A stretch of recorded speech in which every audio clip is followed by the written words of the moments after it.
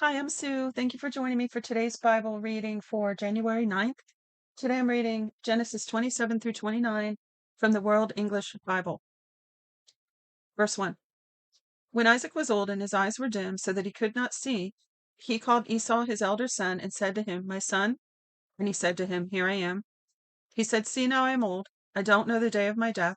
Now therefore please take your weapons, your quiver, and your bow, and go out to the field and get me venison. Make me savory food such as I love and bring it to me, that I may eat, and that my soul may bless you before I die." Rebekah heard when Isaac spoke to Esau his son. Esau went to the field to hunt for venison and to bring it. Rebekah spoke to Jacob her son, saying, "Behold." That's interesting. It said Esau. She heard when Isaac spoke to Esau his son, and then it says that she spoke to Jacob her son.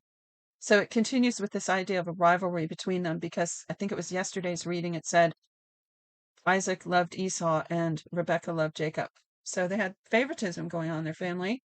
Not the only dysfunction happening here. So let's see, where did I leave off? It said, Rebekah spoke to her son, saying, "Behold, I heard your father speak to Esau your brother, saying, Bring me venison and make me savory food, that I may eat and bless you before Yahweh before my death. Now therefore, my son, obey my voice according to that which I command you. Go now to the flock and get me two good young goats from there. I will make savory food for your father, such as he loves. You shall bring it to your father, that he may eat, so that he may bless you before his death."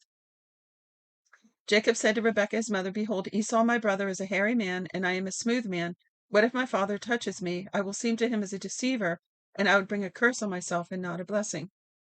Now, I don't understand how deceiving would not bring a curse on you, but him finding out that you were a deceiver would bring a curse, unless it's just, that his father would curse him then or something. But one thing that is very true here is that they all believe that this thing of cursing was real, and they cared about it.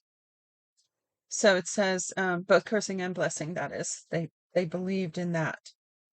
Verse 13, his mother said to him, "Let your curse be on me, my son. Only obey my voice and go get them for me."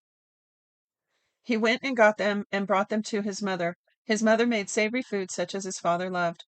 Rebekah took the good clothes of Esau, her elder son, which were with her in the house, and put them on Jacob, her younger son. She put the skins of the goats on his hands and on the smooth of his neck. She gave the savory food and the bread which she had prepared into the hand of her son, Jacob. He came to his father and said, "My father." He said, "Here I am. Who are you, my son?" Jacob said to his father, "I am Esau, your firstborn. I have done what you asked me to do. Please arise, sit, and eat of my venison, that your soul may bless me." Isaac said to his son, "How is it that you have found it so quickly, my son?" He said, "Because Yahweh your God gave me success." Isaac said to Jacob, "Please come near, that I may feel you, my son, whether you are really my son Esau or not." Now there's something else plays into this, though, because remember, Esau sold his birthright to Jacob a long time before this. So technically it's not his anymore anyway.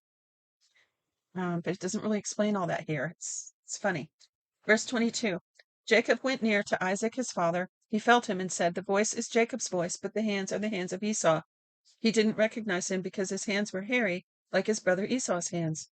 So he blessed him. He said, "Are you really my son Esau?" He said, "I am." He said, "Bring it near to me, and I will eat of my son's venison, that my soul may bless you." He brought it near to him, and he ate. He brought him wine, and he drank. His father Isaac said to him, "Come near now and kiss me, my son." He came near and kissed him. He smelled the smell of his clothing, and blessed him, and said, "Behold, the smell of my son is the smell of the field which Yahweh has blessed." God gave you of the dew of the sky, of the fatness of the earth, and plenty of grain and new wine. Let peoples serve you, and nations bow down to you. Be Lord over your brothers. Let your mother's sons bow down to you. Cursed be every one who curses you. Blessed be every one who blesses you. As soon as Isaac had finished blessing Jacob, and Jacob had just gone out from the presence of Isaac his father, Esau his brother came in from his hunting. He also made savory food and brought it to his father. He said to his father, "Let my father arise and eat of his son's venison, that your soul may bless me." Isaac his father said to him, "Who are you?" He said, "I am your son, your firstborn Esau." Isaac trembled violently and said, "Who then is he who was taken. I'm sorry for that noise in the background. It looks like the power was out for a minute, came back on, and my printer came on. Apologies. Verse 33. Isaac trembled violently and said, Who then is he who has taken venison and brought it to me? And I have eaten of all before you came, and have blessed him. Yes, he will be blessed. When Esau heard the words of his father, he cried with an exceedingly great and bitter cry, and said to his father, Bless me, even me also, my father. He said, Your brother came with deceit and has taken away your blessing. He said, Isn't he rightly named Jacob? For he has supplanted me these 2 times. He took away my birthright. See, now he has taken away my blessing. Oh, okay. So the birthright and the blessing are 2 different things. He said, Haven't you reserved a blessing for me? Isaac answered Esau, Behold, I have made him your lord, and all his brothers I have given to him for servants. I have sustained him with grain and new wine. What then will I do for you, my son? Esau said to his father, Do you have just one blessing, my father? Bless me, even me also, my father. Esau lifted up his voice and wept. Isaac his father answered him, Behold, your dwelling will be with the fatness of the earth and of the dew of the sky from above. You will live by your sword, and you will serve your brother. It will happen when you will break loose, that you will shake his yoke from off your neck. Esau hated Jacob because of the blessing with which his father blessed him. Esau said in his heart, The days of mourning for my father are at hand. Then I will kill my brother Jacob. The words of Esau, his elder son, were told to Rebekah. She sent and called Jacob, her younger son, and said to him, Behold, your brother Esau comforts himself about you by planning to kill you. Now therefore, my son, obey my voice. Arise, flee to Laban, my brother, in Haran. Stay with him a few days until your brother's fury turns away, until your brother's anger turns away from you, and he forgets what you have done to him. Then I will send and get you from there. Why should I be bereaved of you both in one day? Rebekah said to Isaac, I am weary of my life because of the daughters of Heth. If Jacob takes a wife of the daughters of Heth, such as these of the daughters of the land, what good will my life do me? Verse 28. Chapter 28, verse 1. Isaac called Jacob, blessed him, and commanded him, You shall not take a wife of the daughters of Canaan. Arise, go to Padan Aram, to the house of Bethuel, your mother's father. Take a wife from there, from the daughters of Laban, your mother's brother. May God Almighty bless you and make you fruitful and multiply you, that you may be a company of peoples, and give you the blessing of Abraham to you and your offspring with you, that you may inherit the land where you travel, which God gave to Abraham.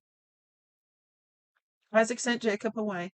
He went to Padan Aram to Laban, son of Bethuel the Syrian, the brother of Rebekah, Jacob's and Esau's mother. Now Esau saw that Isaac had been blessed by Jacob and sent him away to Padan Aram, to take him a wife from there, and that as he blessed him, he gave him a command, saying, You shall not take a wife of the daughters of Canaan. And that Jacob obeyed his father and his mother, and was gone to Padan Aram. Esau saw that the daughters of Canaan didn't please Isaac his father. So Esau went to Ishmael and took, in addition to the wives that he had, Mahalath, the daughter of Ishmael, Abraham's son, the sister of Nebaioth, to be his wife. Jacob went out to Beersheba and went toward Haran. He came to a certain place and stayed there all night because the sun had set. He took one of the stones of the place and put it under his head and lay down in that place to sleep. He dreamed he saw a stairway set upon the earth, and its top reached to heaven. Behold, the angels of God were ascending and descending on it. Behold, Yahweh stood above it and said, I am Yahweh, the God of Abraham your father, and the God of Isaac. I will give the land you lie on to you and to your offspring. Your offspring will be as the dust of the earth, and you will spread abroad to the west and to the east and to the north and to the south. In you and in your offspring all the families of the earth will be blessed. Behold, I am with you, and will keep you. Wherever you go, will bring you again into this land, for I will not leave you until I have done that which I have spoken of to you. Jacob awakened out of his sleep and said, Surely Yahweh is in this place, and I didn't know it. He was afraid and said, How awesome this place is. This is none other than God's house, and this is the gate of heaven. Jacob rose early in the morning and took the stone that he had put under his head and set it up for a pillar and poured oil on its top. He called the name of that place Bethel, but the name of the city was Luz at the first. Jacob vowed a vow, saying, If God will be with me and will keep me in this way that I go, and will give me bread to eat and clothing to put on, so that I Come again to my father's house in peace, and Yahweh will be my God. Then this stone, which I have set up for a pillar, will be God's house. Of all that you will give me, I will surely give a tenth to you. Then Jacob went on his journey and came to the land of the children of the east. He looked and saw a well in the field, and saw 3 flocks of sheep lying there by it. For out of that well they watered the flocks. The stone on the well's mouth was large. There all the flocks were gathered. They rolled the stone from the well's mouth and watered the sheep, and put the stone back on the well's mouth in its place. Jacob said to them, My relatives, where are you from? They said, We are from Haran. He said to them, Do you know Laban, the son of Nahor? They said, We know him. He said to them, Is it well with him? They said, It is well. See, Rachel his daughter is coming with the sheep. He said, Behold, it is still the middle of the day, not time to gather the livestock together. Water the sheep and go and feed them. They said, We can't until all the flocks are gathered together. And they rolled the stone from the well's mouth. Then we will water the sheep. While he was yet speaking with them, Rachel came with her father's sheep, for she kept them. When Jacob saw Rachel, the daughter of Laban, his mother's brother, and the sheep of Laban, his mother's brother, Jacob went near and rolled the stone from the well's mouth and watered the flock of Laban, his mother's brother. Jacob kissed Rachel and lifted up his voice and wept. Jacob told Rachel that he was his father's relative and that he was Rebekah's son. She ran and told her father. When Laban heard the news of Jacob, his sister's son, he ran to meet Jacob and embraced him and kissed him and brought him to his house. Jacob told Laban all these things. Laban said to him, Surely you are my bone and my flesh. Jacob stayed with him for a month. Laban said to Jacob, Because you are my relative, should you therefore serve me for nothing? Tell me, what will your wages be? Laban had 2 daughters. The name of the elder was Leah, and the name of the younger was Rachel. Leah's eyes were weak, but Rachel was beautiful in form and attractive. Jacob loved Rachel. He said, I will serve you 7 years for Rachel, your younger daughter.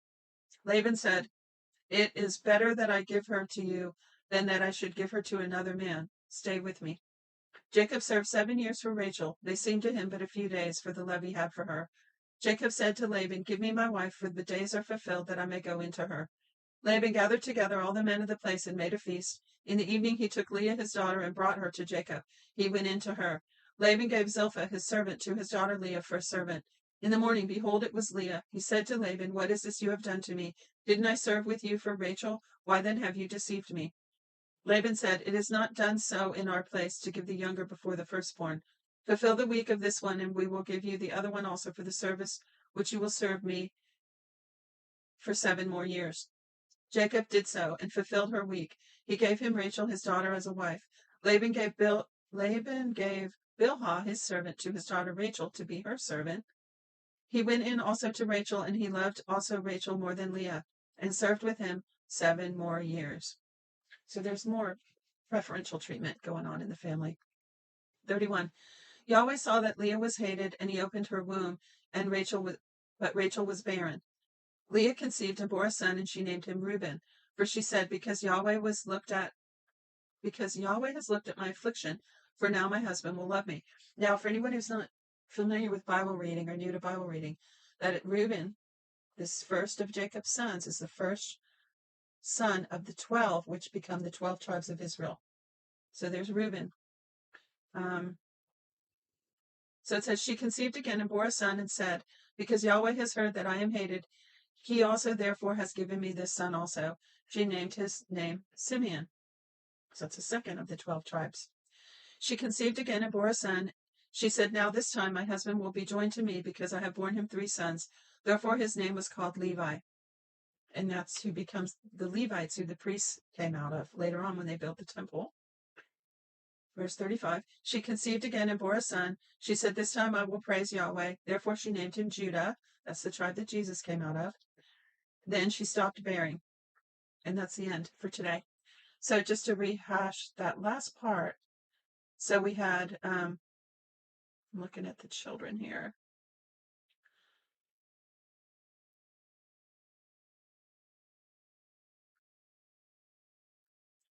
Should be right in front of me. I don't know why it's hard to find. Here we go. So we had Reuben, and then we had, what was it, Simeon, and then Levi, and then Judah. So the first 4 of the 12 tribes of Israel. So tomorrow we start with Genesis 30, I think to the end. I'm not sure. Trying to look at my sheet. But let me just check real quick. December, January. Oh no, that's right. We've got a ways to go because there are 50 chapters in this book.